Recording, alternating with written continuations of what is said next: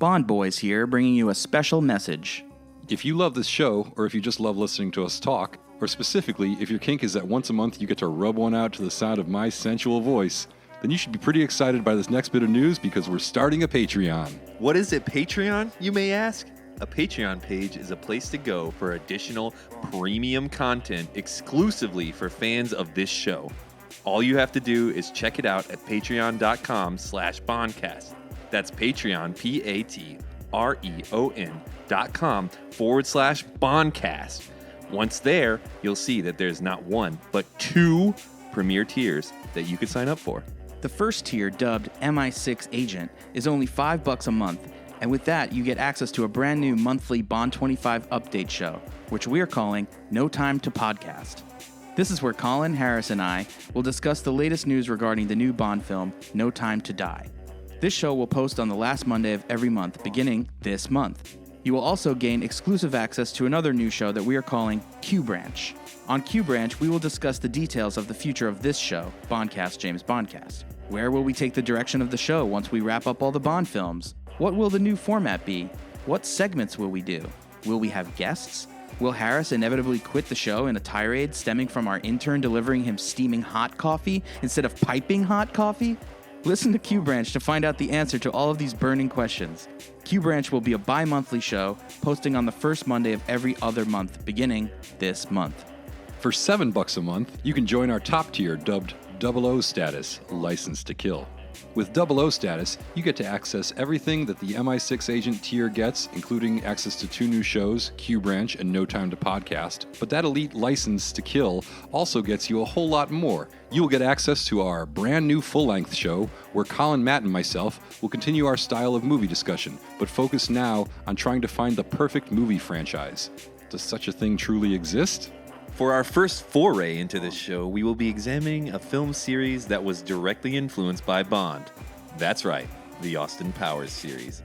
This show will be bi-monthly and will post on the first Monday of every other month, alternating with Q Branch. But that's not all.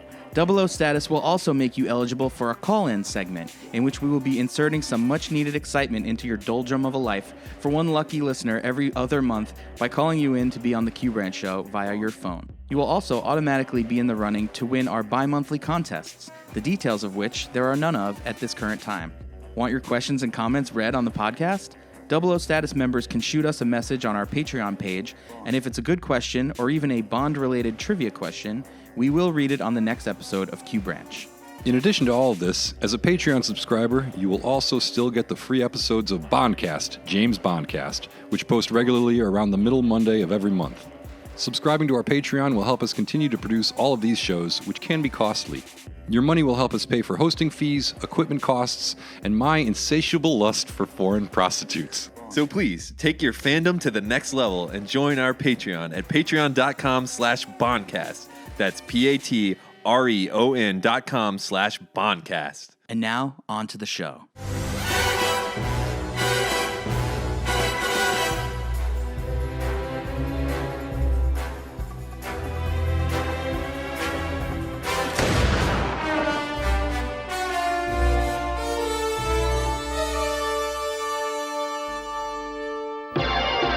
During the production of Casino Royale, producer Michael G. Wilson came up with the idea for the next film in the 007 series.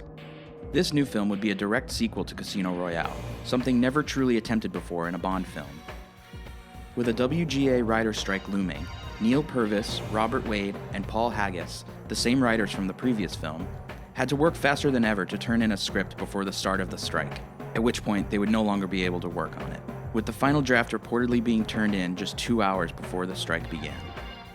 Mark Forster, director of such films as Monsters Ball and Finding Neverland, was brought on as the director after another director, Robert Michel, turned down the gig because of the film's lack of a script at the time. The fast pace of the pre-production led to somewhat of a race for every other aspect of this film. In the end, the film holds the distinction of having the shortest runtime of any Bond film at just 106 minutes in length.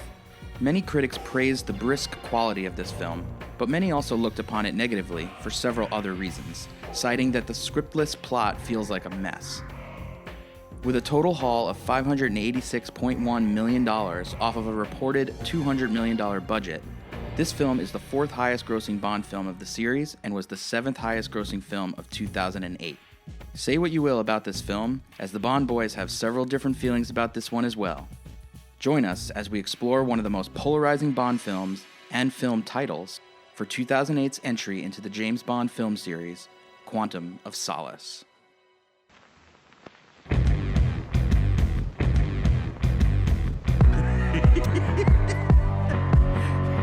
You really don't know anything about us. You don't even know we exist.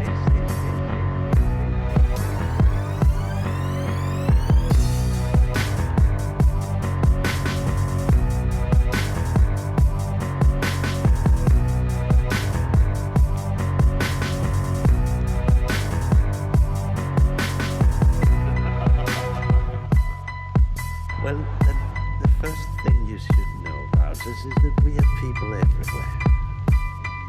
Am I right?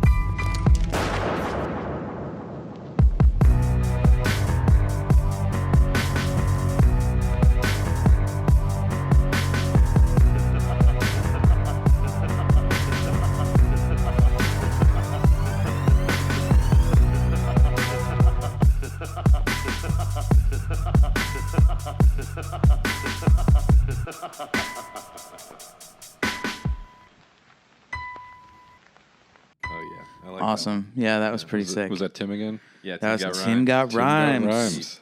Dropping some beats. All right, welcome to Bondcast, James Bondcast. This is Matt. I'm here with Harris and Colin. What's up, bros? Hey, what's up? Also Hello, here, hello. Alex, engineer Alex. She has a mic. She might choose to use it. Hi. Nice. Good input. Nice. Good input. Thank you. Yeah. Welcome. Good. Did you All watch right. the movie? No, I did not. No. Excellent. So, yeah. It's okay. It's not for everyone. Am I right in saying that this is the most poorly received of all the Craig Bond movies? Is this I think this the black sheep of the General Daniel Craig? audiences? Yeah. I would say, yeah, probably. between this or Spectre. Okay. I didn't. I'm just wondering what the I feel the like feeling Spectre was. had a boost from Christoph Waltz. Yeah. Not just because he's great, but he was also really big. He's in a sweet spot in his career at that time. Yeah, and honestly, I think because of Skyfall and, well, we're getting ahead of ourselves a little bit, but I was okay with Spectre and felt like everyone kind of enjoyed that enough. But we're not talking about you. We're talking about general audience. Right. Well, that's what I'm saying is like that's why I'm asking you guys, because my perception of it, I think, might be different than what normal people saw, or not that I'm abnormal, but this one, on the other hand, I remember being a disappointment for myself, and I feel like everyone was a little disappointed because coming off of Casino Royale, there was a natural inclination to be like, oh, well, Yeah, this is I think fine. Spectre's failing is that it falls apart in the third act, and I think this movie's failing is that it came after Casino Royale. Yeah, that's its biggest sin, I think, in retrospect. And I think had this been, Daniel Craig's first Bond movie, I think it would have been perceived in a different way. we probably would look at it a lot differently. I got the same impression. I also was thinking, like, did this come out a long time ago or not? I can't even tell, because I was looking at other movies that came out in 2008, and I'm like, okay, Iron Man. So this is like before all the Marvel movies. Yeah. But also The Dark Knight, which I feel like just came out, and also that Rambo sequel. It came out the same year as Yeah. Dark Knight? No, Dark Yes. Knight was 2009, right? Is this 2009? This No, 2008. Dark Knight was... Oh, it's 2008? 8. Yeah. Yeah. Yes. And that's this also. Yes, and that's this Okay. also. And that Rambo sequel with all the heads exploding and bodies exploding, which is getting another sequel now. But it's like, that came out that long ago? I had that same thought about Rambo today, actually. I saw the preview for the new one, and I was like, oh, that new one just came out. And then I looked it up. Yeah, it was 11 exactly. years ago. Really? I That's thought crazy. the last Rambo was like in the pre-95. I forgot all about the 2008 version. Well, there you go. As did also, much of like America. Tropic Thunder, Pineapple Express. Oh, Tropic Thunder is so good. Forgetting, don't some of these movies feel like they just came out recently and not like so long ago, like Step Brothers, and like I don't know, it just No. feels 2008 feels in my head like a long time ago, but then some of these movies I feel like I remember actually right when this movie came out, because it was right when the recession hit. The Hottie Yeah. and the Naughty.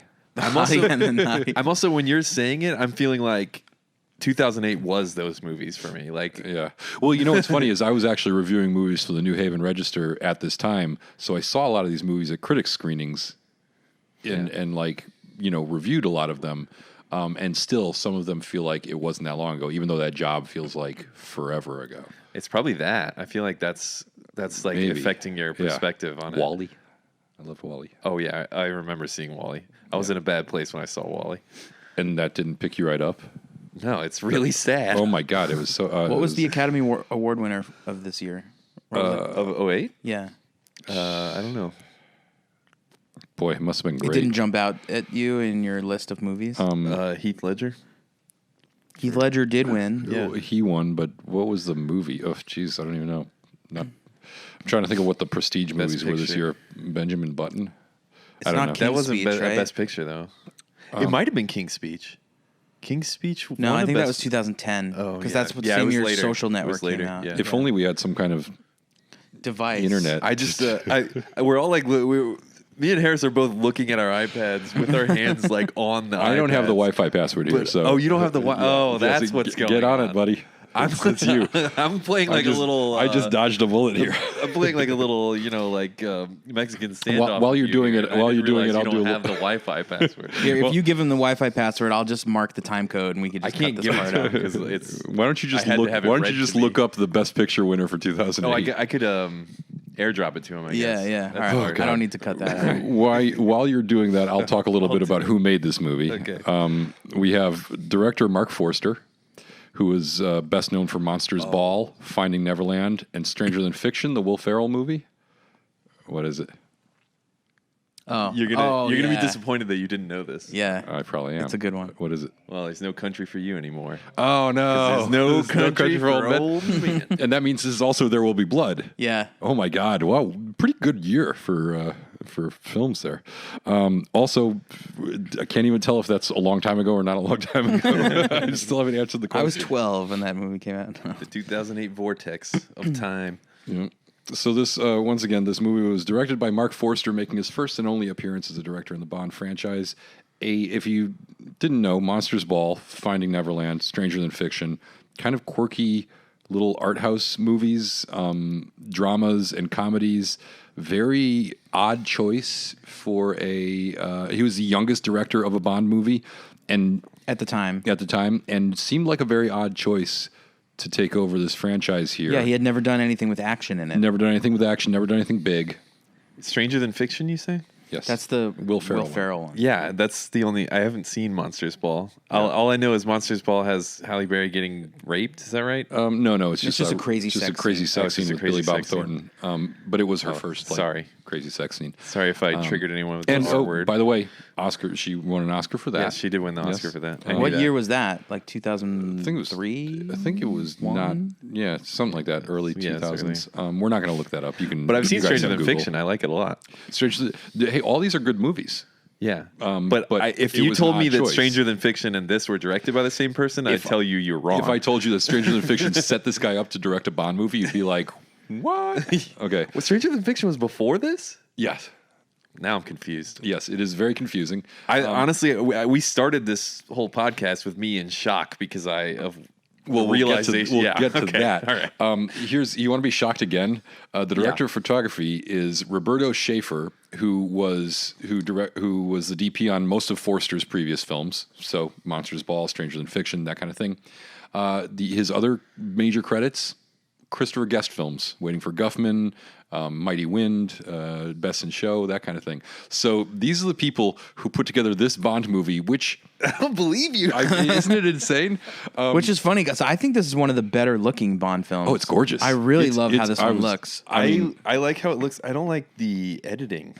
It's- Hey, you know okay. who edited it? yeah, sorry, guy, whoever you are. A guy named Matt Chess, who Sorry. edited all of Forster's films, and he was struggling with the cut because Forster on his other films. So here, I'll read you what I Hit us with get per IMDb. Get us. Editing this movie was so stressful that co-editor Richard Pearson was brought in to assist Matt Chess to speed up editing. Forster only had 5 weeks to edit the film. On his previous movies, he'd taken an average of 14 weeks. Why did he only have 5 weeks? They were probably making some. They probably had a premiere date. A lot of times these things are the date dictates Yeah, how much yeah. editing time you get. So they brought in Now I understand. Richard Pearson, who edited Men in Black 2, The Bourne Supremacy, and United 93. So clearly they were like, we need an action guy here. Yeah. Basically, well, there are some things about the edit I like. They use the cutting to show us insert shots of things that we wouldn't see happen. Yeah. Like when he steals from the woman's purse. Yeah. That's cleverly edited so Yes. that we can see that he's going to do that. You've got a problem with the incoherent action editing. Yes. Okay. And the overall use of too many cuts, too fastly cut. Do we want to get into the editing right now? Just jump right into Well, it. did you have more to say? I felt like you had some more. Well, I was going to just go with the writers are Neil Purvis, Robert Wade, and Paul Haggis, who wrote the last movie. And the budget was $225 million approximately, and the box office for it was $586 million, which made it one of the, I think it was like the second or third highest grossing Bond movie ever. So it did very well. That's nice. Yeah. Let's talk about. You want to talk about the cold open scene, and then speaking of editing, we'll talk about the cold open scene. I think and the then editing we'll dive is into like the editing. the We're going to be elephant in the talking a room. lot about the editing, I think. Yeah. Well, the way that one was edited, I expected the car to shoot out of the side of the mountain through the little bridge thing and to like fall in the water, but that didn't happen. Yeah. Well, I do love the opening shot. I hate that it continued the trend of like not having the gun barrel sequence in the beginning. Oh, Yeah, this they is the put it first, at the wait, very, this is the- very Oh, yeah, end. because the last movie last they one didn't have do. one, yeah. Yeah, so this is the first time that the gun barrel sequence isn't at the beginning of the movie at all. In the previous one, it was the first time that it ever wasn't the opening shot. Usually that's the first thing you see, right? After the lion roars, you get a Right. gun barrel. So it And was there in the first scene, but just in the after previous one, it was after the cold open. In this one, they eliminated it from the beginning entirely. They put it at the end. I was kind of freaked out by it. And then once it was at the end, I was like, well, at least they did it. And it actually made a better like button at the end of the movie than it would have at the beginning. I did think it was I did like the way they opened. So I'm going to defend the opening here for just a half a second that I love. First of all, it's gorgeous, as we've established. Every shot here is beautifully framed, beautifully lit. This entire movie just is beautiful. And you I get actually this, kind of like it. I just thought the car was going to shoot out the side of the mountain. but you get this great shot of the island and you get this like low score, low rumbling. And then they do such a great job of using like the juxtaposition of light and dark and the juxtaposition of loud noises and quiet. And like when the car, like it's like the shifting of the car and the roar of the engine comes in, it's like a rocket screaming, it is so loud. And then it goes right back to kind of quiet and then loud again. And there's the music is huge building. crashes. The music's constantly building. Very interesting job, like in contrast of volume and sound effects and composition. But once they get out, like once we've gotten over a full minute into the chase, they're cutting really fast. It's like, I want to know what's actually happening. That's my note was like, is there a shot in this entire sequence that even lasts a full second? And I'm not sure there is. I've watched it 3 times and it's impossible to tell what the hell is going on. I actually rewatched it several times. There's a point where a car swerves into a lane and gets smashed by a truck. And the way it's cut, it's impossible not to know that isn't Bond's car until you cut to him later and you're like, okay, he's still driving. So I guess that wasn't Right. him who just Yeah. got killed in that horrible accident. Yeah, and the cars are really similar in color. Yeah. Now, we've talked before about like the Brosnan Bond action scenes sometimes, depending on the movie, could be really choppy and you wouldn't have a sense of geography or space, which I felt like at the time was a case of bad editing where they couldn't do it right. This one, I get the idea that this is intentional. Like, I feel like this isn't them cutting around something. I feel like they're trying something here. Yes. And, And know it what doesn't is? quite work, but I kind of applaud the effort. I think they were afraid that James Bond didn't appeal to a young enough audience, and they were afraid that they needed to get that Jason Bourne style, the modern action style, not the old hokey action style. And they said, this is like the movies the kids watch now. It's all got to come at you really fast. Well, it's taking that Bourne style of super choppy editing and dialing it up to like an 11. Yeah, too much. Yeah, I mean, I don't know. Maybe I'm biased, but I can follow what's going on, and I did from the first time I saw it. That is a lie. Okay, all right. Here's where it got me, is after this scene, when he's chasing the guy through the streets in Italy, and they end up in that building after they fall through the glass thing, there's a couple times during that chase where he looks like the same guy. First of all, they're wearing basically the same suit. They're basically the same height. They have the same haircut, and they're running the same way. But the worst part is when Craig is hanging upside down. You see Craig hanging upside down and rotating around on that thing. That could be anybody. I was like, which guy is that? For like a full 30 seconds, I was like, which guy is that? I don't know. I didn't have that. I knew it was Bond. I'll disagree there because that was a little more clear because it was two guys chasing each other down. Like when they're running around in the sewers and stuff, they're running through a hallway. It's two guys chasing each other. I kind of get the idea of what's going. I'm not too lost, and I actually thought the scaffolding fight was. I could understand. Once they're on the scaffolding, you can't tell which guy is which, though. Well, I could always tell There's which no guy lead was and which. no follow. Well, I agree that they embrace the chaos a little bit, and it can be confusing. I don't know how you're going to defend some of the, or say you can understand what's going on in some of that car chase stuff, because they are literally throwing like different, because they're all the rules that you have to give your audience signposts, like going by recognizable things or keeping the action moving in the same screen direction. They break all those rules. Don't do that, no. They break so many rules that I can't imagine it was accidental. But I'm going to posit something that is different than the kids love quick cutting, so we're going to quick cut like Bourne. I definitely think that's an influence. That's kind of a guess. My theory is that they were like, this is like sort of creative art house people who were like, yeah, but we're doing an action movie, but we're going to do it different, and we're going to try to like reinvent how it's done. Mm-hmm. And they basically made like an impressionistic, like avant-garde version of action sequences where you don't know really what's going on specifically. You just get vague ideas of things because the cuts are so quick. You just sort of get glimpses of things just enough that you're kind of confused about what's going on. And like a chaotic situation like you would actually be in if it was intense action, but you can't really figure it out until after the fact, and then you're kind of like... A lot of scenes in this movie go against like the expectations of what you would normally see in an action movie, right down to the fight that he has with the guy in the hotel. He like kills him, he stabs him in the neck or whatever. Yeah. That happens like that.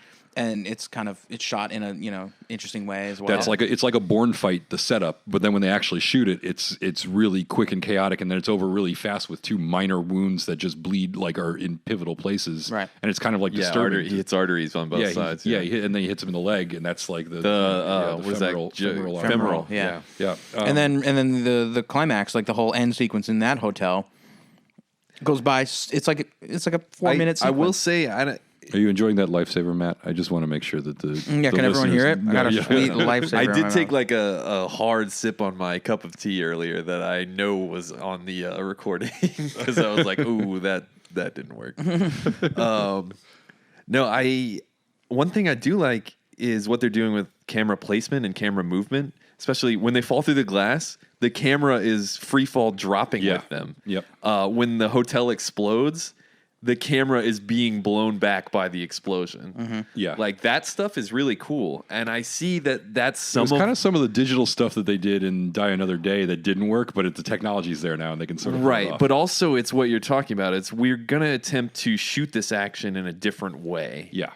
But it's just cut so fast. It's so many visual images that are different, placed so close to each other, moving so quickly. Well, it's not enough it's the old time. Bruce Block thing of like, contrast between shots, causing greater excitement, intensity. Right. But it's happening so quickly that sometimes I think it's a miss. But it does remind me of like some avant-garde sort of impressionistic cinema where the idea is to get a feeling across more than to get a specific narrative. Yeah. Like, so in the car chase, when you have the police car rolling down the hill, in a conventional movie, the police car would be rolling down the hill. We would see that Bond is driving his car on a switchback, and the police car is rolling right towards him, and we're like, oh no, there's going to be a collision, and we'd get that whole setup and blah, blah, blah, blah, blah. In this movie, you vaguely get the impression that the police car has hit a building, it's flying down the hill, you see that it's rolling, and the next thing you know, Bond is driving, and the police ur almost smashes him, and you're like, what the fuck was that? And it's, That scene was really reminiscent of the,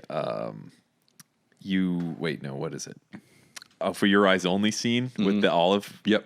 Yeah. Mm-hmm. Yeah. Yeah, that's right. Which I thought was a cool kind of callback. And it was sort of in the same, and in the same thing, it's the same kind of thing with the machine. He's got a machine gun that's in the passenger seat that he's trying to reach so he can defend himself, and he can't quite reach it.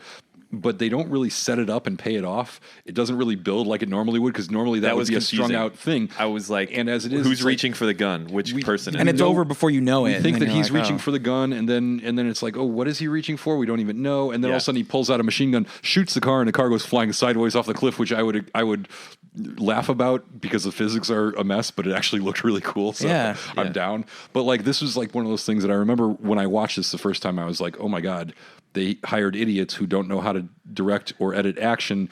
And so we've got this jumbled mess of an action movie that is almost unwatchable. And watching it now, I was kind of like, they weren't trying to make it decipherable. I really think they were trying to just sort of give you a visceral The idea, essence. the essence of the action. I get it. And on that level, I kind of enjoyed it and Yeah, I appreciated get it. it. Yeah, and I kind of like definitely it enjoy it. sometimes, but overall it didn't work. I don't think it because- totally. Yeah, I agree with you. I don't because think it totally I think it works. affected the greater storyline of the movie, because I felt it in the slower scene, like in the non-action scenes. I still felt like the cuts were coming fast because it was like a mood at that point. You know what I mean? Yeah, yeah. And that was kind of throwing me off. There were only a couple of scenes where I felt like they were cut kind of traditionally and a little more slowly, and I was bored out of my mind because I was like, oh my God, this thing the air just got let out of the room, and now we're going to watch two guys talk for a while? This is terrible. But there were times where I was like, I want to just know what's going on. I don't want to see you cutting. I get it. You're cutting, like. Yeah. Well, I mean, it is kind of like, it's a sensory experience more than a narrative movie. And sometimes a in lot the of ways. action, it's it works. fun. Yeah, sometimes But it works. I mean, this story was, I feel like one of the bigger problems besides what we're talking about is just the overall story doesn't come across quite the way you want it to. Well, before we get into the story, do you want to attempt? It sounds like you had some issues with it. Do you want to try and attempt to Summarize? it? Okay, I'll do my best. All right, let's get the timer I out. don't think I can I don't think I can fit it inside 2 minutes here. That is the objective, though. So know, if you it's a can't, then you challenge. fail. So Well, dun, dun, dun. All right. failed before. Are you ready? Yeah. Here we go. So the cold open is a car chase because the Mr. White's guys are trying to get Bond, and he put Mr. White in the trunk from the last movie. He gets Mr. White in, and he's going to interrogate him with M. And then Mr. White's like, oh, we got people everywhere, and a couple of agents turn on him. So Bond chases the guy down and eventually kills him. M's like, you killed the dude. You got to stop killing people when we're trying to question him. And he's like, sorry, I did it. So then he goes after another guy because they find marked bills that Lashif had, and that guy turns out to be in Haiti, in a hotel in Haiti. So then he meets this woman who's supposed to meet with this guy, and he finds out that this guy was supposed to kill this woman, and then he doesn't kill the woman, and she's like, what the hell's going on? He's like, what the hell's going on? So he just starts watching her. She goes back to her boyfriend, and she's like, why'd you try to have me killed? And he's like, I'm that kind of boyfriend. And then he's like, here, go with this general guy, because I'm going to try to get him to take over Bolivia, because we're in cahoots. And I'm just giving you to him. And she's like, fine, I actually kind of want that to happen because I'm trying to kill this guy. Then Bond comes in there, runs amok, steals her out of the boat, crashes a bunch of boats, and she's like, oh, you fucked up my shit. And he's like, oh, I thought I saved you. So then Bond starts pursuing this other guy, the boyfriend guy, Mr. Green, and he's chasing him all around. He chases him back to Austria, and he finds out he's working with the CIA. He's like, I don't know if the CIA knows what they're trying to get into. And then Felix is like, we don't know either. And then he ends up chasing him back to Bolivia. But first he goes to see Mathis, because he's like, Mathis, I'm sorry, bro. I thought you were a bad guy, but you're really a good guy, and I need your help because M shut me down. And Mathis is like, let's go. So then they go to Bolivia, and they all meet again, the general, the woman, and the Mr. Green guy. That's 2 minutes? Yeah. Fuck. I got through 2/3 of it. Yeah. Wrap it up. Okay, so they basically have a little showdown there, and then Bond gets away, and then he finds out that Mr. Green and the general are meeting, and Bond, in the meantime, has found out their plan is actually to steal all the water and cause a drought so that they can, get in control, because the organization is all about doing evil stuff. And at that point, he comes in on the meeting between the general and Mr. Green, and the woman kills the general, and he catches Mr. Green and then like leaves him out in the desert to get killed by the rest of the organization. And then he goes after Vesper's former lover who betrayed her, and they arrest that guy, and then it ends. All right. Am I missing anything? I think, did you mention that Mathis got killed? I feel like we might have lost It was over too that. heartbreaking. Yeah, it was very heartbreaking. Yeah. Quarrel Club, 100%. Yeah, Quarrel. He jumped into the Quarrel Club with both feet. Also, this is kind of unrelated, but is she wearing Chuck Taylors when they go and storm the hotel place? I thought she might have been. Yeah. That's dope. Yeah, she had a good sense I of was style. really into that. I honestly, I mean, she's a beautiful woman, but like that's the You when like I the was like, sneakers. You're yeah, like the sneaker game's on point. Yeah. Well, I thought it was funny when he's chasing the guy who chases through the tunnel, who kills the M's bodyguard, who basically turns on them and tries to kill them. And he's chasing him through the tunnel, and then he's chasing him outside, and then they're fighting on the scaffolding. And that dude's wearing sneakers the whole time too, isn't he? I feel like he's wearing sneakers and Bond is wearing dress shoes. the scaffolding guy. Yeah. I didn't I notice didn't that notice one. that. It might have been. Anyways, They say that guy's name a couple times. Like when M comes in the room, she's like, Wasn't that the guy who was played by the guy who was Edmure on Game of Thrones? no, Is that the same guy? no. Oh, okay. But I thought, he was from a Brosnan one. was he? That guy was in one of them. as he's like been an a MI6 guy. stuntman. He's never been a featured whatever, but he's done stunts on previous. I think on at Wait, do least you on know who I'm Casino talking Royale. about? Oh no, not the guy. I'm talking about the guy who's in this movie. Oh, He's been a stuntman on Casino Royale, and I okay. think some of the other ones. all right. Wait, you're no, I talking thought about he was the a guy- character. I the thought guy he was who like a Bond character from a chases. previous. M's M's attacker. attacker. Yes. Yeah. Yeah, he's been a stuntman in previous movies. Okay. And this time they put him in front of the camera because he didn't have any lines really. It was Right. like, he's ready, Mum. Yeah, exactly. You want to talk about the main titles in the song? Sure. Sure. Hot Ladies are back. Matt, I know you appreciated Hot that. ladies. I really Sand and globe and the sand space thing. I was, theme. you know what I was thinking about is like a sexy lady who has the same powers as Sandman from the Spider-Man universe, and I Yeah. was like, I don't know how I feel about that. Definitely chafe. Much chafing. How do you feel about the song, though? Well, do you want to cover the visuals of the thing first, and then we'll talk about Sure, the sure. song? I like the visuals. Sand. The sand You call ladies? it space. I call it nighttime. Some of the sand stuff was cool. There's like a big celestial eye at one point. I thought that looked neat. I like the color scheme that they use in this movie. It's like a lot of oranges and deep blues, almost purple. Right. Yeah. And like, I don't know what that effect is called. It's like a visual, like there's a guy later in the movie who has sunglasses on, one of the villains, and like his sunglasses are black, but they reflect like almost a rainbow color. Do you guys know what I'm talking about? Which scene? It's at the end in the hotel when they're like sitting out on the porch. Is the effect, Oh, yeah, is the that's effect cool. rainbow effect? I don't know what it's called, but it's They didn't. I really liked that the staging of that final battle. Yeah. I feel like they didn't prepare us enough. You know, all we get is one line where he's like, "This all runs on hydrogen cells." Yeah, exactly. Like it's like really quick, like throwaway line, and it's like that How really did we get sets to the How did we stage get for to the this place. finale? It raised more questions. I was like, why would you build a hotel this way? Yeah, where is it? Why is it like it's only close to an airfield that no one uses? Well, luckily, that means that it's totally empty. They have one employee at the hotel and 0 guests. I guess it's like an experiment. Like, let's see what it would be like to run a hotel entirely on hydrogen in the middle of power. nowhere. Yeah. And then not invite anyone to it and see how it does. Well, they used to The do. answer is business failed and then it exploded. They used to do a lot of concept cars that were like hydrogen fuel cell cars. But, you know, the question was like, can we really put this on the market? Because hydrogen is highly flammable and explosive.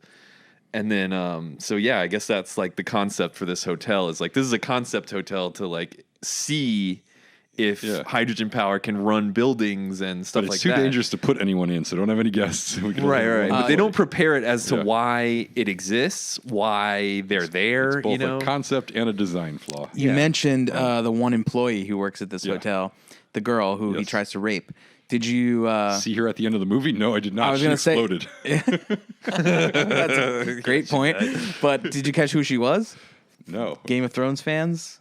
What? She was Rob Stark's wife That's Oh, her? shit. from the Red Wedding. I Yeah, did not she's realize great. that. I like She's also Charlie Chaplin's granddaughter. Oh, I yeah, knew Lily that. You told me Chaplin. that Yeah, yeah. before. Yeah. Cool. Sorry, I pointed at you. My favorite thing about the opening titles Offensive in some was countries. probably the font. I thought it was a cool font. You know, I Yeah, like cool the font. title of this movie, and let me tell you something that I've been waiting. Defend to the talk title about. of this movie because I'm anxious to hear it. Okay, let me tell you something about the title of this movie. When I'm just sitting around and thinking about the title, it makes me think of like a funny little voice, which is something that my mind does. And I'm always just hearing in my head, like, "Hey man, what you doing?" "Oh yeah, I'm watching Quantum of Solace." Watching Quantum. What the fuck? That's not the voice I thought you were gonna pull out. Watching Quantum. Quantum of Solace. Oh yeah, Quantum of Solace. I like that. Yeah, man, Quantum. Quantum of Solace. Oh god, this I brief fucking love glimpse, this movie, man. this brief glimpse into the people that inhabit Colin Shaw's head. I swear to God, I was doing that the whole time I was watching it. a little too For much. an hour and a A half, little like too every much. 10 minutes, I'm like, "Hey man, what you doing?" "I'm watching Quantum." Quantum of Solace. And then pressing it all together like that makes it sound like it's like a dish at an Indian restaurant. Yeah, we'll have a Quantum of Solace. The Quantum of Solace. Oh, I'm probably mispronouncing it. It's Quantum of Solace? Is that what Quantum it of is? Solace. Quantum of Solace? Oh yes, the Quantum of Solace. yes, right the away, Quantum- sir. Oh, you mean the Quantum of Solace? Yeah, exactly. Quantum Solace. Coming right up, sir. Very good. Very Right good. up, sir. It's Would one you of like the those rice or the titles- naan? Both. It's one of those titles that, if you really think about it hard, sucks. It like doesn't make sense. Yeah. But they did. I a just good proved you job. wrong.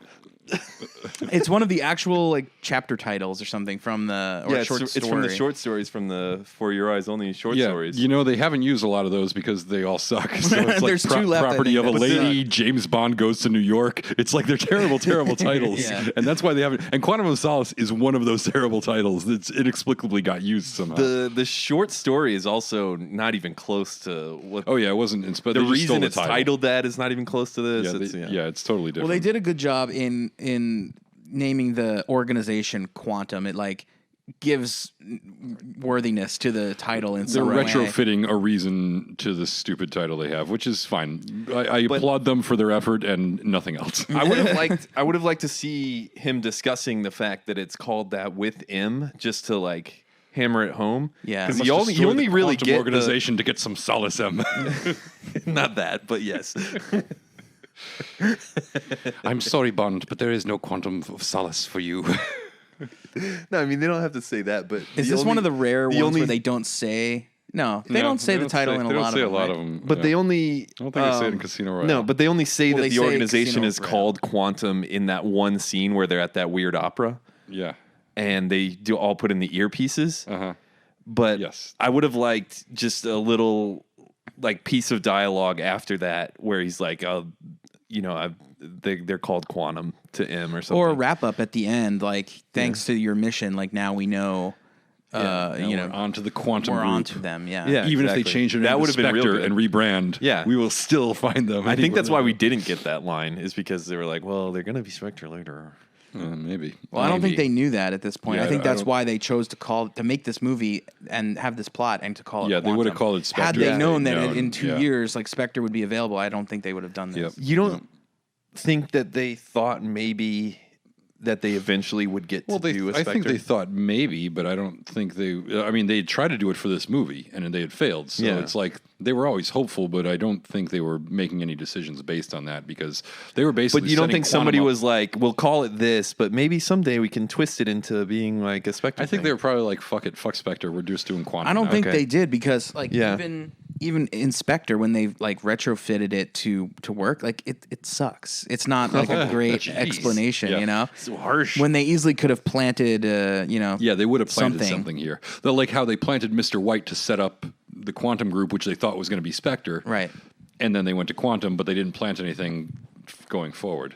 Anyways, you want to talk about the song now? Oh, the titles were designed by MK12.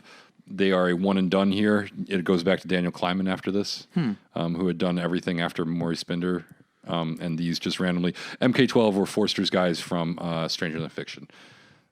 Oh, really? Okay. Interesting. Wow, so he's all about bringing on. He His, brings his he cronies. brings on his people. So we got Jack White and Alicia Keys. I think singing, this title opening is better than both Skyfall and Spectre. We'll get into that Maybe. for those movies, but I think this one's really unique and cool looking. I did like the images. I liked some of the sand stuff. It was kind of boring, but also at the same time back to like traditional Bond sort of things. Yeah. So it worked. It was hard with the song. I like. Yeah, the song is challenging. Good beat, good guitar riff. I like Alicia Keys and Jack White. I love I don't Alicia know why Keys. I don't like this song. Yeah. I love Alicia Keys. I won't even say that this is bad. The vocals seem awful to me, which is, I think she's got a nice voice, but it sounds like they're off key sometimes. It's like too high or something. Like, there's something very weird about it. yeah.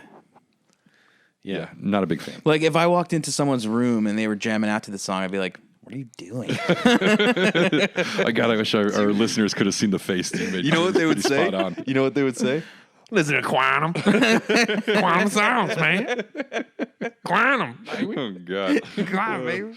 Let's talk about the Bond girls. I want to talk particularly about Camille Montez, played by Olga Kurylenko, All right, this is a when Russian model turned actress. Camille Montez is the Bolivian Secret Service agent played by Olga Kurylenko. Colin, you have some thoughts. Yeah.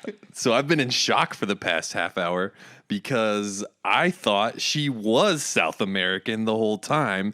And I looked on the internet and she's a white girl. She doesn't even have a tan in real life. She doesn't even have any tan. She's sprayed her with Russian, so they're bronzer. the whitest white people. Yes, yeah, she's even whiter than normal white I can't see people. how they did that without like a full, 4-inch paintbrush of just painting her up and down. I think that was the strategy. I think that. Do you remember the part where That's the wrong. girl? Remember the part where the That's girl's covered in wrong. oil? That was Yeah, the original basically, way they wanted to do it. That's wrong. She's basically in brownface. There is no way around this. This is they have a throwaway line in there about her father, the Bolivian politician, marrying a beautiful Russian dancer, which is how they probably justify it. She is in brownface. See, I thought that was This just would them not explaining fly. why she was tall. this would. To be honest, thought that was them explaining why she's tall. This would not fly today at all. no, But it is funny how, like, okay, we're gonna make this movie. It's gonna, take place in South America. It's gonna be all about this. The girl we're gonna get is gonna be South American. Who should we get to play her? This Russian actress. I think would never Olga do that. Kurylenko was in. She was in something else, like right before this, if I'm not mistaken. And so she was they probably thought she was like the hot, up and coming, like next thing. And they were like, I don't care. We'll make her South American, Well, no, it was crazy. Yes, probably. I read somewhere that they were looking for a South American actress. They had, scoured the globe. Apparently, there weren't any. No, but what about they did Zoe Saldana? They did originally intend to cast a South American actress. And then they saw her and they were like, no, this is the right person for the part. So they threw in the line about the Russian, whatever. Why not just change her to a Russian person and change her backstory or something like this? It just instead doesn't of make any painting her? Like, I'm all about like whatever, cast the best person or the person you think is right for the job or whatever. But do not paint them brown in the future. This is just, wrong. I think we all kind of know that now. We do have to remember that there was a lot of gray areas where, Tropic of Thunder also came out this year, But that's totally different. Tropic of Thunder is almost like calling this out, really. It is, but it's also like, I don't know if you do that nowadays, because I think people would be like, you can't, even if you're making fun of blackface, you can't do blackface. I don't think she's in blackface. I think she just got a Yeah, I think tan. she is. Yeah, She is in brownface. I Look at googled the every picture movie. I have to clicked rewatch on the it now. picture and I was like, "Who is this woman?" And Harris is like, "That's the lead actress from the movie." And I'm like, Because in this real is a life, white she girl. is white, and in this movie, she is dark. She is very dark. She looks Hispanic. I'll have to watch it again with a keen eye this time. You do not need a keen eye. You just need your eyes open. All you need to do is be watching the movie on the screen. I think you were playing on your phone or something. I don't know why, but You guys don't watch your movies by reading them on Wikipedia? hold on. I'm just gonna go to like my open find Google a screenshot search. of him of her for Matt. Look at that person right there. Yeah. Okay, and then look at the. Where's the poster? Hold on. This is an interesting podcasting. Yeah. Whatever. Can't you see subscribers? You know what I realized? Look at this. That is not the same. Look at that. Look at this color and this color. Those are the same. Yeah. Yes, she's very brown. I think you guys Very are brown. onto something. Yeah. Matt reluctantly agrees. This is the. I'll defend this movie till the day I die. Some serious brown face here. Look at her, her. For our listeners at home, Colin is pointing to pictures of women. Okay, wait. and calling them her. Okay. So he also has the redheaded, female. Strawberry Fields. Yes. Yeah, Strawberry Fields, the girlfriend. So there's a I picture. hate that they never call her that. They just call her Fields throughout the whole movie. Yes. Yeah. That's unfortunate. Also, Gemma Arterton. It's a hard last name to say. Yes. Gemma Arterton, who is an actress whose name I recognize. She's very pretty. She seems good. She had a tiny part, not a lot to work with. The name is super familiar, and I'm like, oh yes, Gemma Arterton, the famous actress. And then I looked up everything she's been in, and I was like, this is why I have no idea who the fuck she is. I have never, her biggest movies are Clash of the Titans, Prince of Persia, Hansel and Gretel, Witch Hunters. I've never seen any of those movies. I'm sorry, Hansel and Gretel, colon, Witch Hunters. Comma and colon. They couldn't figure it out. It was that bad. These are her big films, and even her smaller films. I've never watched. This is the only movie I've ever seen her in. She's in Hansel and Gretel with Jeremy Renner, right? I think that might I be remember the very that one. movie. Yeah, I didn't see it. What? I've never seen any of these films. She is a famous actress that, it's rare for me to know an actor or actress's name and just is blank, just a complete whiff on their Is she a model 30 too? filmography. I think she's really big in the UK. No, I don't. Well, I think she might have been doing some stuff there that maybe didn't jump across the pond, as they say. I think you both just said the same thing, kind of. Yeah. Okay. I thought she was great in Prince of Persia because I never saw it. And I'm sure she's great in all I these things. saw that movie and I she don't was good in remember this. her I in thought it. both the Bond girls were good in this. It was kind of blah roles. They were fine. And wait a minute. So Fields. Just Fields. She she's says that. after this woman, this other woman, this Russian woman is in this movie as a Bolivian woman. Mm-hmm. This redheaded woman who's British is in Prince of Persia. That's a good point. We're going to have to look this up, but it's possible that both these actresses have done brownface. That's why we haven't seen them. They've been ousted from Hollywood for their... They play different, And yet, different Jake Gyllenhaal, ethnicities in Jake every Gyllenhaal's movie. still getting work off the back of his Prince of Persia experience. I wonder if you're allowed to talk to Jake Gyllenhaal about being in Prince of Persia.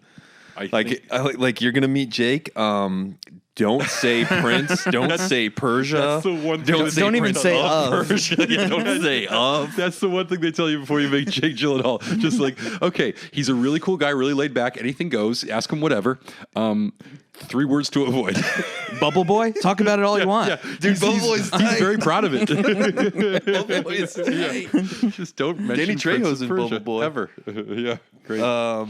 Great. I would stuff. honestly, we're joking, but I would not be surprised at all if that was honest to God fact. I think if I wanted to get along with Jake Gyllenhaal, I probably would err on the side of just not mentioning it. Oh, hell yeah. Well, I haven't seen it, so I have there's nothing I Hey can Jake, say. I've never seen you in anything awful.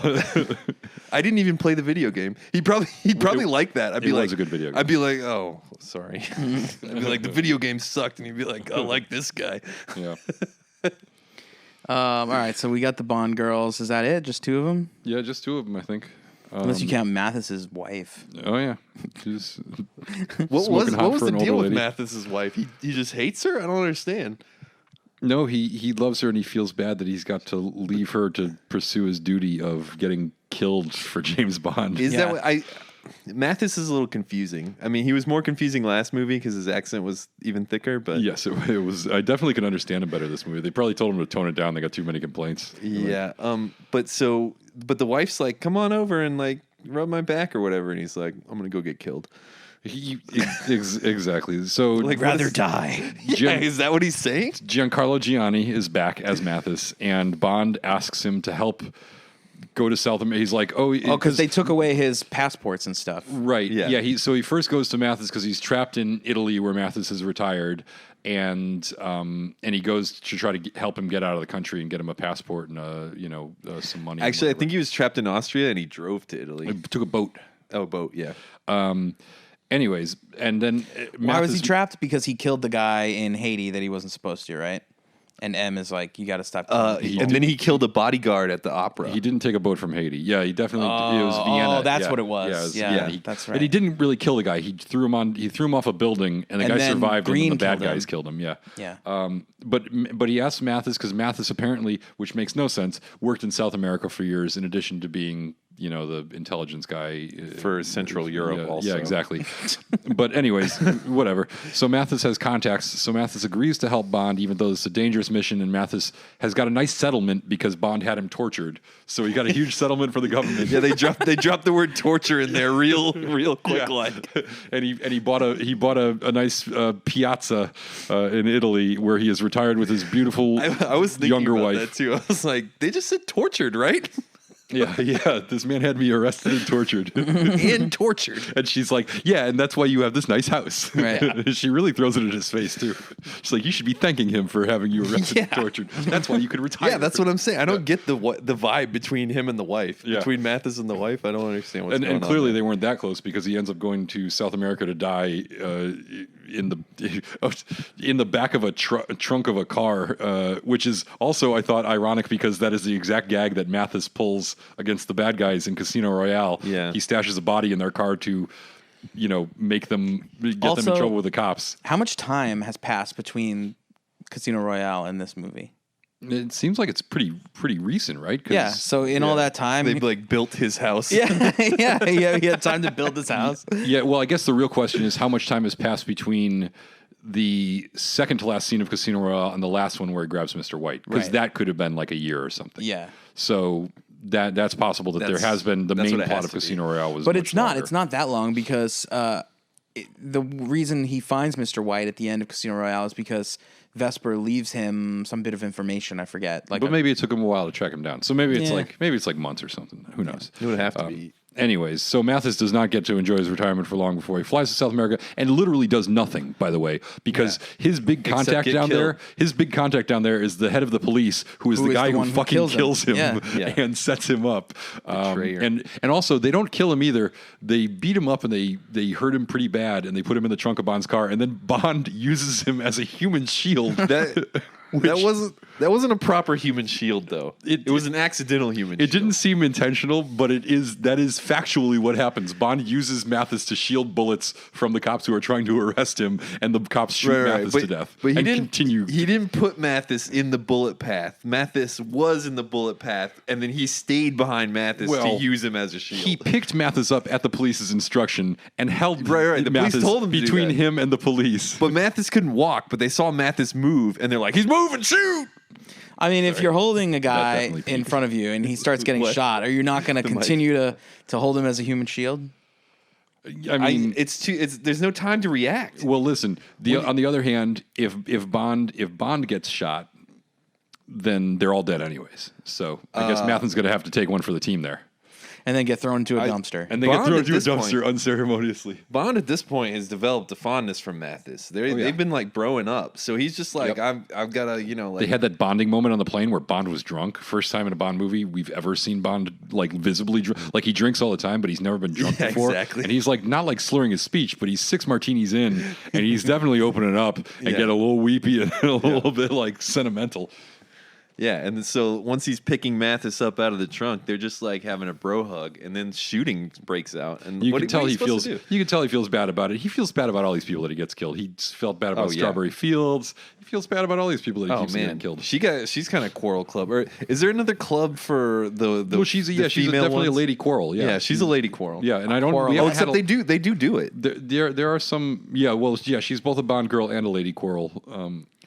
Which we've had some Bond girls in the past that are lady Quarrels. The who was the blonde with the sniper rifle who was avenging her sister's death? Goldfinger. Yeah, that's the one. Oh yeah, Prancy McDougal. Oh, I can't think of that It's last a good. name. It's a good guess though, Colin.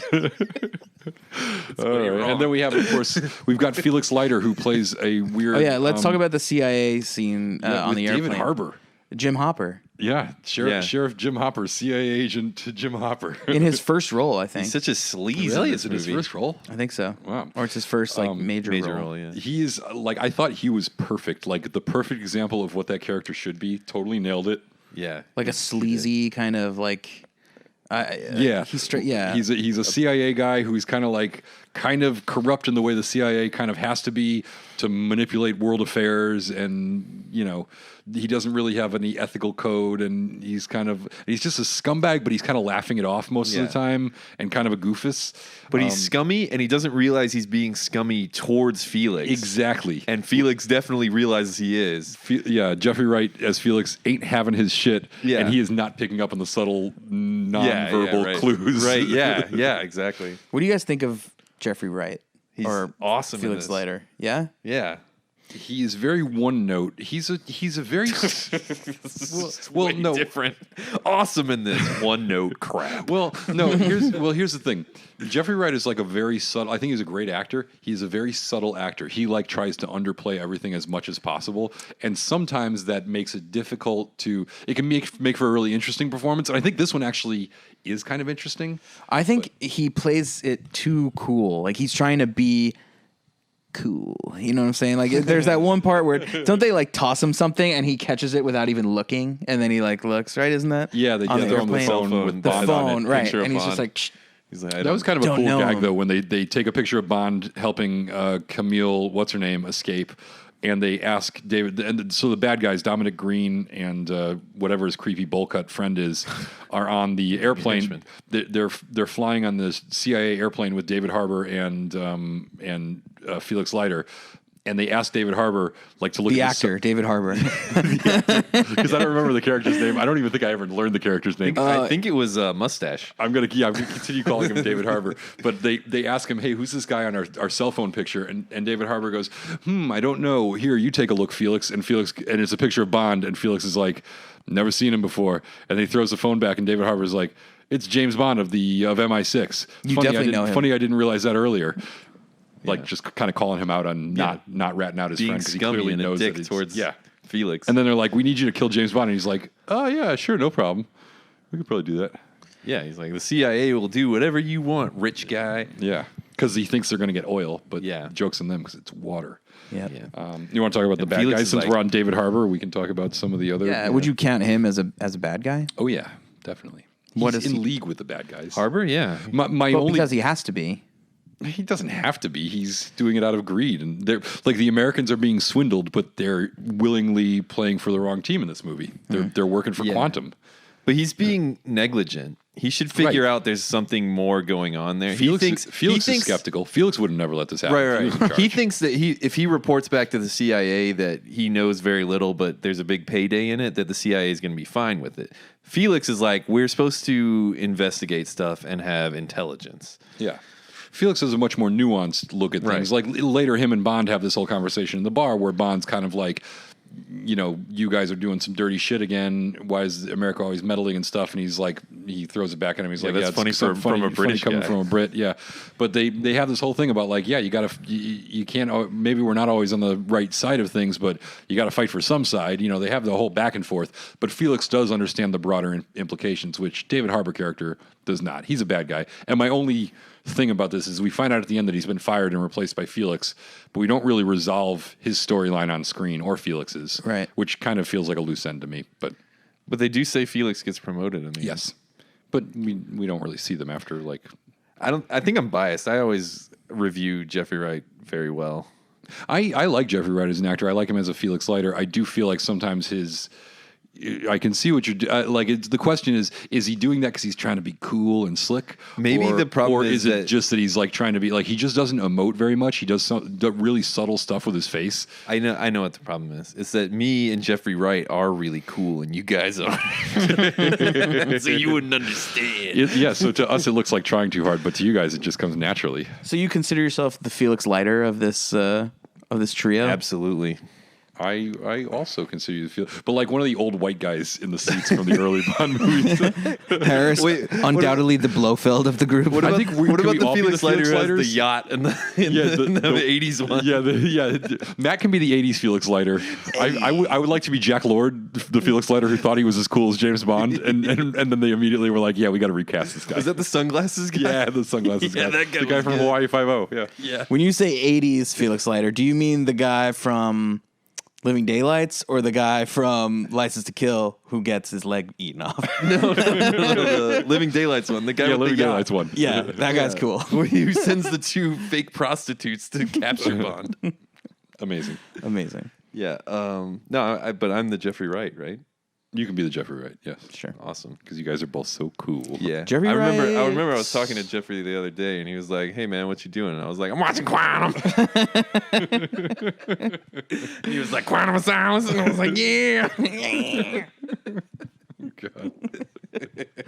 All right, villains. Bowl cut guy. Love that guy. Yeah. I love that there's always a henchman with a weird haircut. We have not just a weird haircut, but did you neck get brace. his accessorizing before the neck brace though?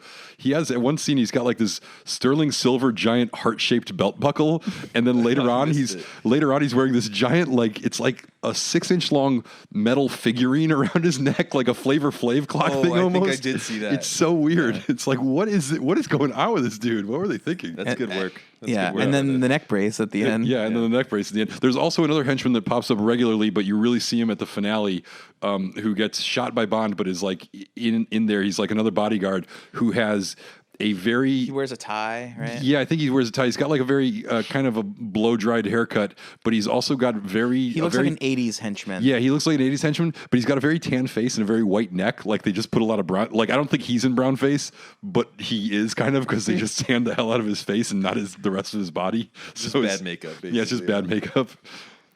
Very classic. Those henchmen were hardline, bare bones henching the whole time. They were very henchers. Hench for life, yeah. Yeah, hench for life, guys. Yeah. Then we have Dominic Green, played by Matthew Amalric from Munich, The Diving Bell and the Butterfly, which is a great movie if you've never seen it. Yep. And Venus and Furs. And I liked him. They didn't give him much to work with. He's like oily and overconfident and everything. Yeah.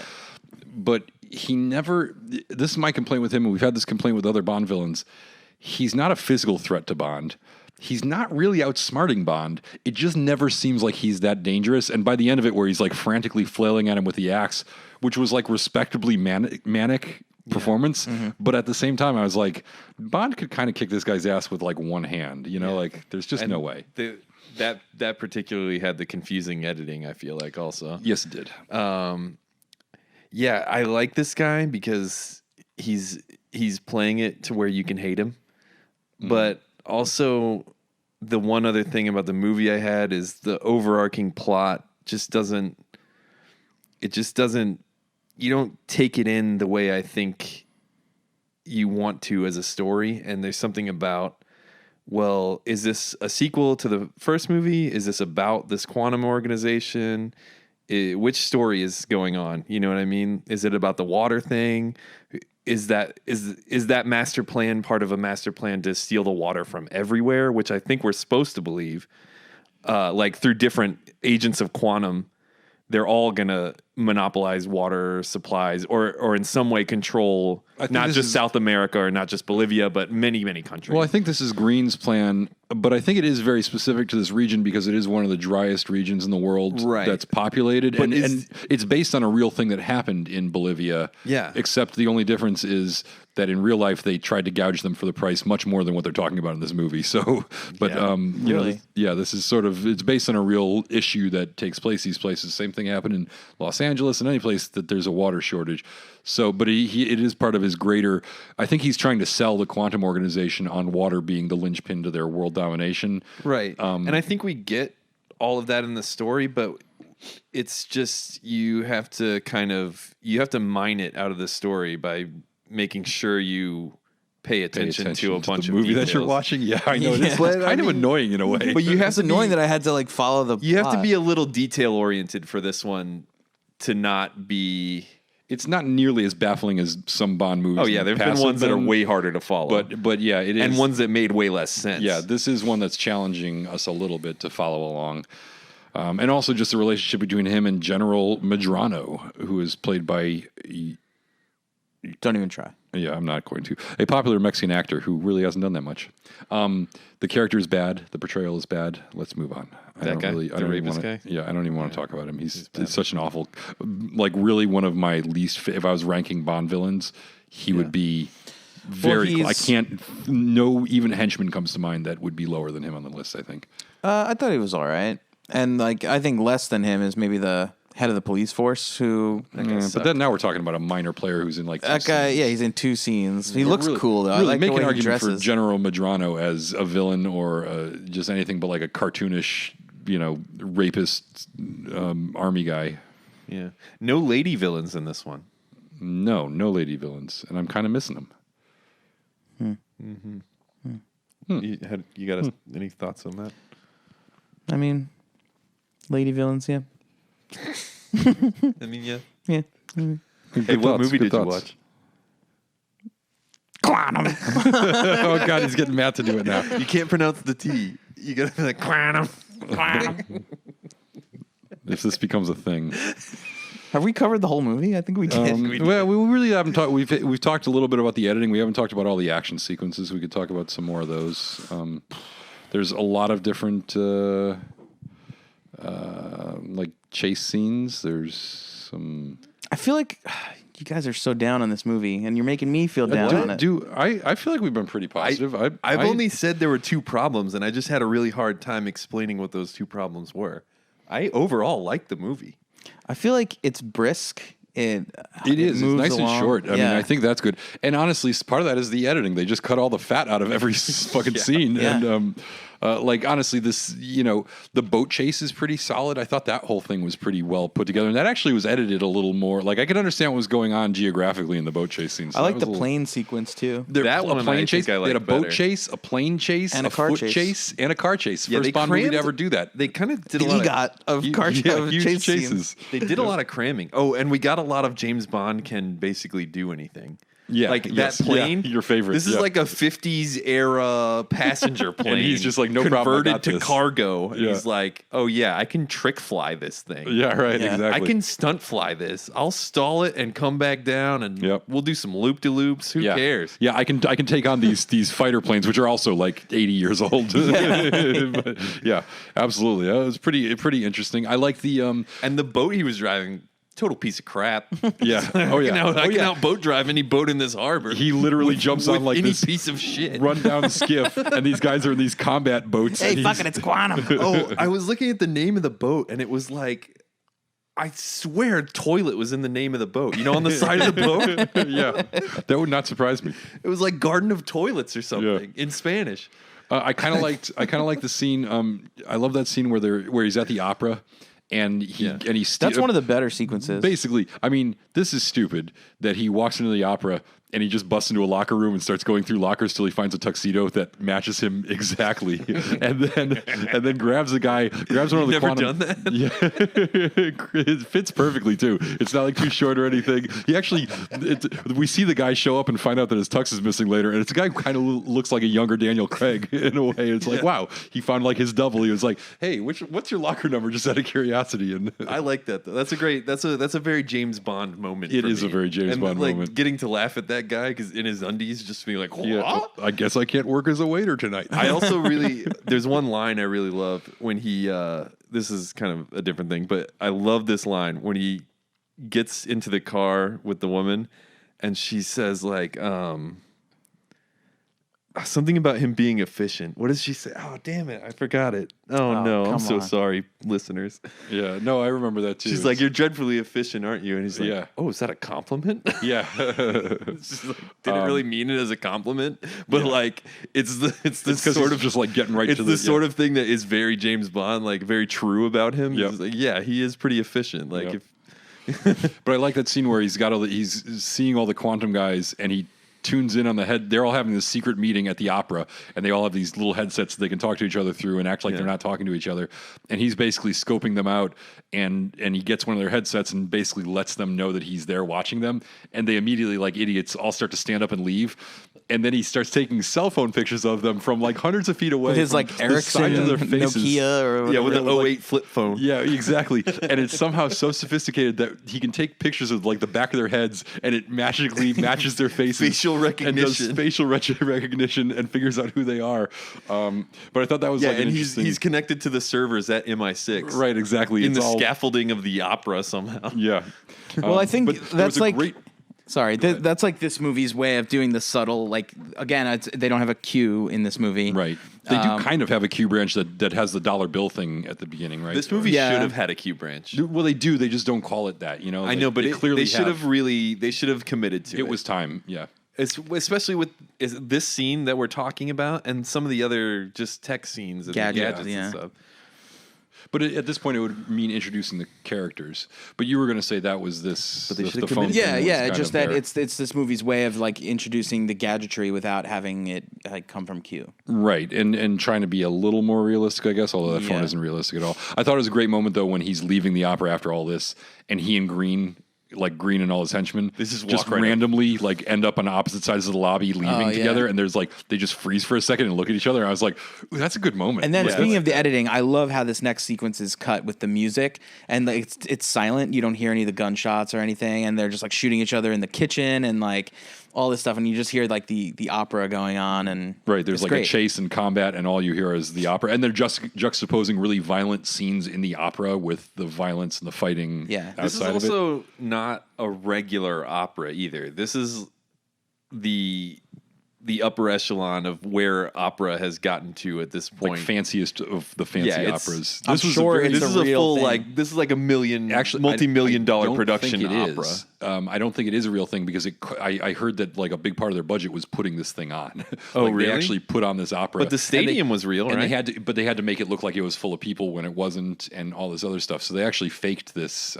But the building is real. Yeah, the building is real, but I think, but And but the opera, idea for an opera being like this is the idea probably of opera influenced- is real. That's not what Really? I said. That's not what I said. But whatever.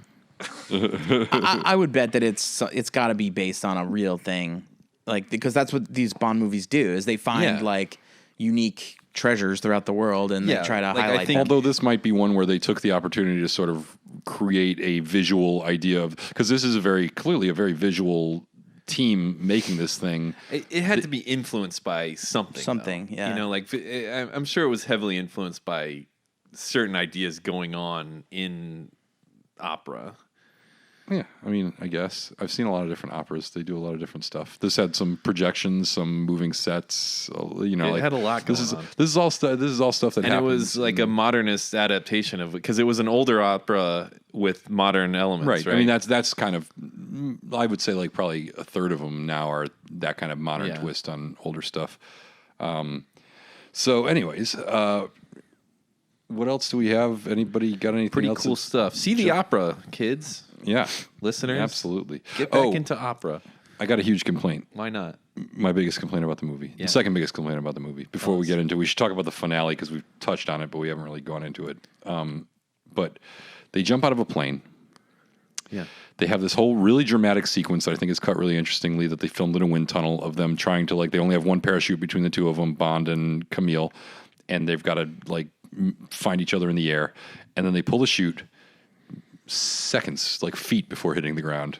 And they're And they fine. do not splat into a million pieces, which my problem is, like, when you watch movies, and this happens in movies all the time, where they pull the chute like really close to the ground and they don't die. Like, there's a level at which if you don't pull your chute by, you're hitting the ground really fucking hard, and it is somewhere pretty high up in the air still. Like, it is like that chute does not stop you for, you know, quite a bit, especially if you've got two people on one chute. Yeah. And we see this all the time in the movies. And have you ever seen it where somebody pulls the chute open and they immediately smash into the ground and you're like, that seems plausible. I bet that person would survive in real life. Ever? I don't know. I think what we were supposed to believe is that because they fall into a sinkhole, that they pulled the chute too late, but the sinkhole was really deep. But they don't. They pull a chute within the sinkhole. They're already in the sinkhole, and as soon as they pull I the chute, saw they it hit the too. ground. I mean, yeah. But this is so. This is my question. I'm not It just always busting, bumps for me. Listen, I'm not busting on the Bond movie for this because so many movies do it. My question is, what Why are do these they do it? filmmakers thinking? Because I don't think any human in the history of the world who understands anything about physics and people and how the human body works thinks that these people aren't splattering. Like I don't think It anybody reminds me buys of this. do you know the scene in The Dark Knight? Yeah, exactly. Where he has He like falls the off one a wing. building. Yeah, He falls off a building. It's the scene where the Joker shows up at the party or whatever, and he throws her off the what's her And- name? and Rachel. Batman off the- dives and Batman off after dives, her. and he grabs her, and they fall onto a car. Yeah. He's got one cape wing sort of to break their fall, but it doesn't look like it's slowing them down at No, all. am I to believe that just because he has a cape that like he wouldn't die immediately? I think it's the suit. Well, And that's that the old Iron Man thing too. That's that Like just Wayne because Tech suit. Iron Man is in a suit doesn't Yeah. mean he could get like smashed. You and can go put a flying helmet and, like, on and fall out of a plane, and your brain is still going to be scrambled when yeah, you hit the ground. exactly. Yeah. It's Yep. like the stupidest movie thing. But it's one of those things that every time I see this in a movie, I'm like, in the editing room, did they see this and go, yeah, it needs to be more exciting. So can you cut right from the chute opening to them Yeah. smashing into the ground at full speed? I Is think that that's possible. I think that's like the idea is. But it's not exciting. It's dumb. message- So people stop doing it. Right. Message to everyone: it doesn't look good. the Stop message doing they're it. trying to convey is we don't really know when we and the audience, we believe, don't really know when the latest possible time you can pull the chute is. But we want them to know that it was the latest possible time they could have pulled it. Yeah, but there's But I another think way to. audiences know better. The audiences is what do. you're- They that's know what what you're doesn't. saying. Yeah, they know Yeah. what doesn't look right. And I think there's another way to shoot it, which is you have them pull the chute, and then you show like. Have you guys ever been skydiving? No. Even with the chute open, when you get close to the ground, first of all, sometimes it's hard to tell the perspective of it. But when you actually realize how fast the ground is coming at you, even with the chute open, it is fucking fast. So all you need to do is actually shoot somebody coming close to the ground with something to give you perspective, and it will convince people that you're moving very Like quickly. perspective of from how the close you're, parachute. because like if you like Or if, from the if it's ground. just a field of grass, it all just looks like nothing. You can't even tell how fast. Like it literally becomes Yeah. difficult to tell how fast you're approaching the ground. But as you get closer, when you actually, all you need to do is show people that they're still moving really quickly, and you can have like a shot that lasts for a half a second. So the between the chute person, opening. the person on the person that's the parachuter, Yeah. is the camera person. Right, you do like Yeah, you do like a point of view shot, and you could do Yeah. a side shot of them coming down, and it would look like they're hitting the ground pretty fast. Right. And it could be like a boom, boom, but just don't do it like one on top of another because it just never looks good. But it won't look fast enough, so we'll have to destroy at least a Yeah. camera. So, and I thought of another.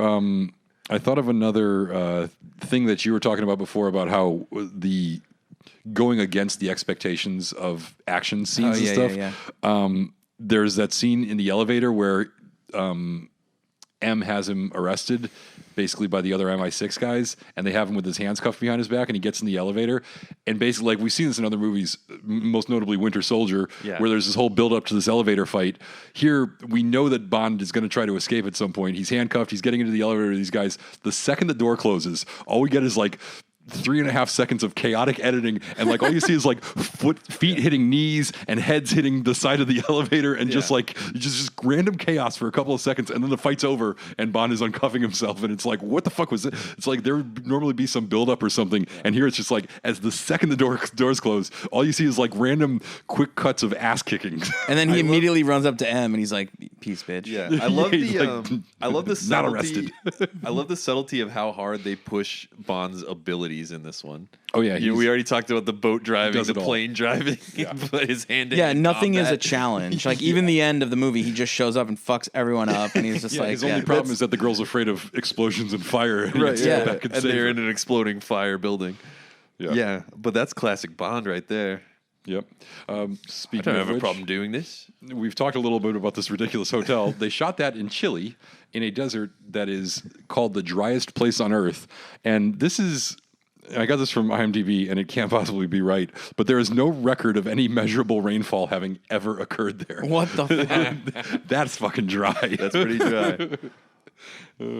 That's crazy. It's a very, it is a very old school finale with all the various bad guys meeting in like some kind of secret headquarters type of place, Yeah. and then Bond showing up, killing everyone, and destroying blowing the the whole place place. up. Yeah, it's classic. It's a very classic Bond. That's why I wish they had set it up a little better instead of just like cut to they're there. General says, "Oh, it runs on hydrogen," and then Yeah. yeah. And really, it would have been great if there was like a single menacing villain here, because like Medrano is so dumb, and Green feels like he should have been the secondary villain, and there should have been somebody worse than him. That was I like, think if Green had more henchmen at this point, or if we had set up him having an even badder henchman, that would have worked a little. one of some my bad favorite hair- 'cause parts, He's got though- bad hair life and tan face, and that's like Yeah. it's just not a good. one of my favorite parts You need is an like the odd job. building starts to blow up and they're running, and then he stops his henchman. He's like, he literally positions him. He like puts him, stands him right next to this glass wall, and he's like, Yeah, I like you that aim one. this way. When he comes around the corner, you shoot, and he starts running away, and this massive explosion just Yeah. takes him out. That was perfect for the Bond villain that he's playing, like the slimy, weaselly, the slimy yeah. weaselly. you Yeah, know, yeah, like exactly. Bond Yeah, villain. totally. Very He in character. positions his Very henchman in with the character. gun pointed. Yeah. And the guy's just got to like, run "Oh, away. Okay, I'll do it. My favorite part of this is that we have the police guy who was Mathis's friend who betrayed him and had him killed, who is like got his payoff from the bad guys, and now he's leaving the hotel. And my favorite part of this is Bond just jumps in the windshield of his car, says something about I think we have a mutual friend, and shoots him right in the face. He can't hear you through that windshield. It's like the most like it's like Bond kills people all the time, but like this is just really like a man jumps on the hood of a moving car, shoots a dude in the face, and then just awesome. It's just like that is awesome. There's another guy in the car too, Yeah. right? So Yeah. what do you, The car what did literally he say? Oh, damn it! he throws the car into reverse, and it smashes right into a hydrogen Yeah, cell. he throws the car in the reverse, and then Bond is shooting the driver as he's clinging to the front of the car, and then he just sort of hops off and goes right into a run, and just immediately starts shooting dudes. He's shooting everybody everywhere. It's kind of Also, badass. So this place, it runs on hydrogen cells, which means there's a hydrogen cell in every wall, every floor, every right. Yeah, What? yes. That's Yeah, why it's like a chain reaction. Like that's why the That's why there's a hotel's, like, chain blowing reaction up from explosion. one It side is to the other. dumbest idea for a Yeah, but hotel. that's the design. Also, Yeah, okay. really, like, where's Ken Adams on this one? Because this is this was a boring. My biggest complaint about this thing is on the inside, it just looks like a fucking hotel. It looks Yeah. like they shot it in a real hotel, and I'm like, It's got, like, this, catwalks This and looks stuff. like a It looks Radisson. What are you talking? I like that a one fancy room, one, The but- exterior side of the building looks really cool, and The one room that they're in, where they meet with the general, is pretty cool. Yeah. It's got like arbitrary glass walls in the middle of the room, and Yeah, I think it's atrium. too a boring. bowl of rocks Yeah, a bowl. There was a bowl of rocks I that think are the it's too color boring. scheme of the movie. Yeah. nice. So at the I love end, rocks. At the end, when he goes back to help her and she's killed the general, but she's trapped in the room and there's fire all around them and they can't escape. Is he really going to? Is this a murder-suicide thing? Because it looks like he's going to kill her and then kill himself, and that is some dark shit. I think that is what they were implying. That is some dark shit. This is a movie where like everyone he knows except for Camille gets killed. All his friends die. He's trying to avenge his girlfriend, and then at the end, he's thinking about killing himself, and really seconds away from doing it. Which is some. This is like low key a very, very dark Bond. I was movie. very I was thinking about that a lot when I watched the movie, but now any scene with that woman, and I'm like, who is this woman? Why is she not using her natural skin color? Yes, At the end, after they escape the place, he says, "Wait here," right. to her, and then he goes, finds a car, goes and runs down Green, drives him out in the middle of the desert so far away that he can't walk back, talks to him for a little bit, drives all the way But back. then she's in the car. Well, then he must drive back and pick her up. Like, she couldn't have come along. He just left her for like 3 hours. Yeah, while she's been sitting in the driest place on earth next to a burning hotel. Yeah, a burning hotel. Probably with that maid. So if it's she probably escaped. like what 165 degrees. Yeah, it probably was not a pleasant experience for her. Was there like a chair left? Could she salvage anything from that hotel, or did the entire thing blow up? She won't get sunburned through that paint though. And no, yeah, exactly. I hope the bronzer is also like has an SPF of like 50 or something. Yeah, and then we have, of course, the button with the boyfriend, Vespa's boyfriend in Russia, which I thought was pretty good. I forgot all about it. I forgot both that it happened and that it was teased earlier in the film. Yeah. But I love that. Did you catch that Corinne from the Canadian intelligence? So he's there with a woman who is trying to do the same thing he did to Vesper, where he's trying to turn her and end up blackmailing her. And Bond basically explains all this to her and tells her to get the fuck out. Yeah. And then did you catch, like, as she's leaving the door, she very quietly goes, "Thank you." Yeah. Just like whispers thank you. I thought Yeah, that I was like a did nice catch touch because I was like, oh, good, she gets it. It was realistic. Yeah, it was. It was. Yeah, and Bond doesn't kill that guy, and that's the lesson of the movie. Don't kill people. everybody. yeah. But wait a minute, the Canadians have Secret Service. No, I'm just kidding. They're very polite. Much love to if the you Canadians. ask Sorry. them, they'll tell you. We have a lot Yeah. of Canadian listeners. Wait, are you Canadian Secret Service? They're like, "Ooh, you got me." I don't want to talk. Well, we're not supposed to talk about that, eh? We just go about the world and we look out for a few things here and there. That's about it. In Canada, we don't have James Bond. We have James Sandwich. Perfect. Perfect. Oh, good old James sandwich. James sandwich. We use back bacon for the sandwich. Quantum of sausage. Quantum sausage. Quantum sausage. Oh, all right, let's do our 00 scale. Get this over. Oh with. my God! All right. Someone else go first because I don't know what the hell my score is. Oh, I'll go. All right. I'm gonna give it a 00. Well, You want to think about it? I was gonna say 7 or 8. I think I enjoyed it. I don't think it's one of the best Bonds, but It really is in that. Sorry to interrupt you. It is in that nexus of like it's clearly not one of the better Bonds, but it is. There's still something redeeming about it. yeah. Well, you know what it is? I think it's that in the context of the totality of the Bond franchise, it's a return to form. All the Casino Royale things you were complaining about last week, we get many of them back this week because it's not an origin story anymore. Now we're back into the sort of Bond groove where we have, the typical Bond girls, sort of the typical plot structure, the different exotic locations and a lot of the sequences, and of course the finale, which is very Bond. And I liked all that stuff a lot. It's my two problems were the editing became confusing at times and slightly uncomfortable at times for me, and the story, it just didn't come across the way it was supposed to. I understand the story on paper almost better than it was kind of. I don't know. A lot of these, the problem has been the storytelling is more geared towards getting the action. Yeah. We've said it like time and time again in a bunch of these, and this is kind of another culprit of that. But the action in this one is pretty good, like especially because it furthers the whole James Bond can pretty much do anything. Yeah. We kind of glossed over it earlier, but that fight scene in the construction area when he's like dangling from the rope. Yeah, that's pretty badass. It's pretty badass. Yeah. Yeah. I really dig that whole chase and fight. And I like when they fall through the glass thing. Yeah, I was cool. like, oh, that's kind of cool. Like, it looked like CGI a little bit to me. I was And the like, ending this kind where of they- dates it, but The ending where they also- do actually kind of plant and pay off the build up to him trying to reach for the gun and the other guy going for his gun, and it ends with that. So Yeah, it's a cool ending how he just like shoots at the camera. Yeah. So did you give it an 8 or a 9? What was it? No, I was your number? I was trying to decide between 7 and 7 8. and 8. And now I want to do 8 because we gave it a little love. This is a great Felix movie too. I'm big on Felix coming through. Well, he was very cool. Yeah. Yeah, too cool. He was if too you ask me. cool. A little too cool if you ask me. So you're settling on 8? Sure. Do you want to go? No one's gonna grade me grading. So Yeah, I feel like you're going to be the shocking one, so I'll Why am I the shocking one? I don't know. I Okay, feel like you go hate ahead. this movie. All right, so I'm just, I always have to compare it to my previous scores of other movies. And, you guys, I feel like as much as you say you didn't do this, you did kind of knock it down a peg for me a little bit during the course of this podcast. But I got to say, I've always been a defender of this movie. And I think just because it's fun, it's like brisk, like I said. pretty And fun. I like the visuals. I like the characters. I like the girl. The song is tolerable. It's not the worst song ever, but it's not my favorite. I do like the opening. I as much as you guys didn't like it or were confused by it, I love the opening chase sequence. I think it's really done well. It's grown on me.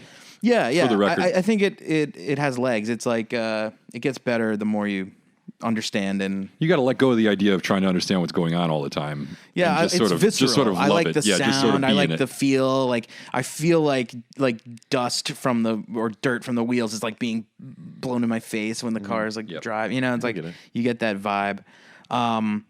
But yeah, just looking at this chart, I gave a couple other movies an 8, and I think I like this movie better.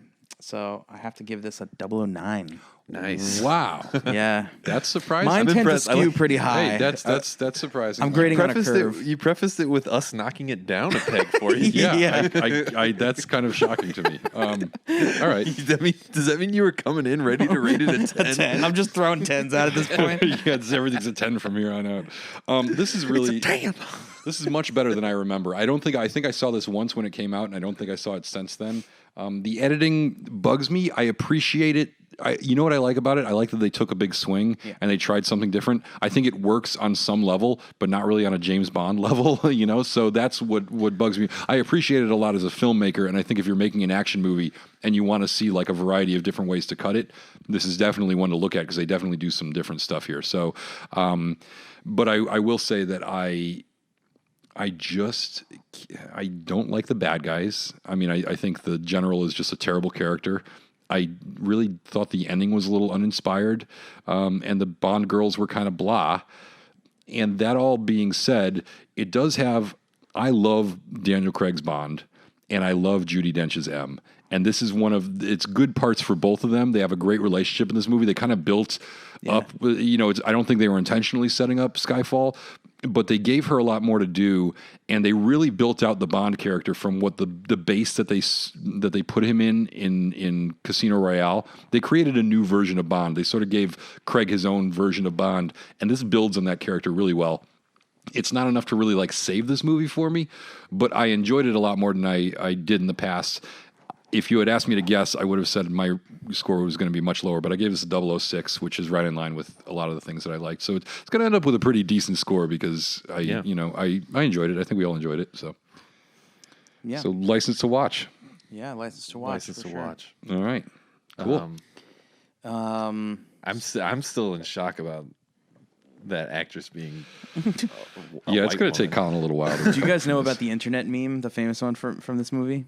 No. There's a famous meme from this one? Yeah, there's a part where in the very beginning when Bond he's at the docks and Green is there with what's her name?